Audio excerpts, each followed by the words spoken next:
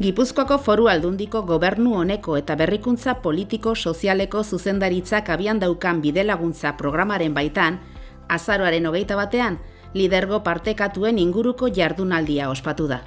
Hain zuzen, partaidetza eta ekintza komunitarioan oinarritutako politika publikoak egiteko beharrezkoa dugun lidergoaz jardun dugu. Lidergo politikoaz, teknikoaz, zein herritarren lidergoaz. Zehazki, ondorengo galderak erantzun nahian aritu gara. Zertaz ari gara lidergo partekatu ez ari garenean? Zerk errazten ditu lidergo horiek?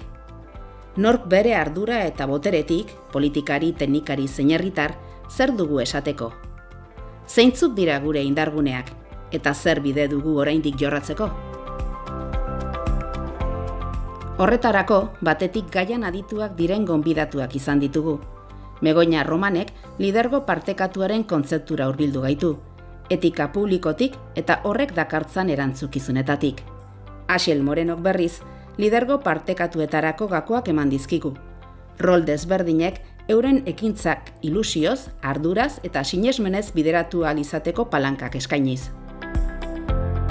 Bestetik, lurraldeko ordezkari politikoek, teknikoek eta elkartetako ordezkariek jardunaldia baino lehen egindako hausnarketetatik eratorritako gogoeta partekatuak ekarri dituzte.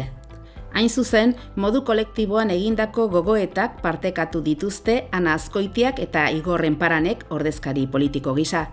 Ordezkari tekniko gisa, Asier Baglietok eta Miren Arbelaitzek, eta elkartetako ordezkari bezala Maite Azpiazuk eta Asier Zinkunegik.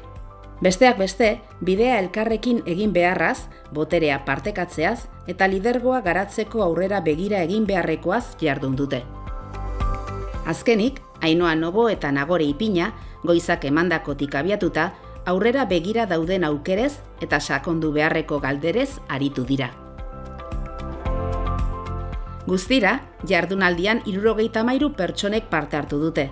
Elkarteetatik 10 ordezkari, udaletatik 32 ordezkari politiko eta tekniko, 12 pertsona partaidetza lantzen duten aholkularitzetatik eta gainerakoak beste erakundetatik etorri dira. Sortutako giro ona, zein gaian sakontzeko interesa, azpimarratzekoak izan dira.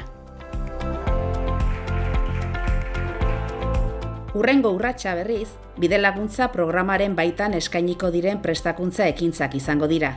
Hain zuzen, udalentzat trebakuntza tailerrak, teknikarientzat ekintza komunitarioan sakontzeko ikastaro trinkoa, eta herrietako herritar talde eta elkartei zuzendutako ikastaroak eskainiko dira. Jarrai dezagun elkarrekin bidea egiten.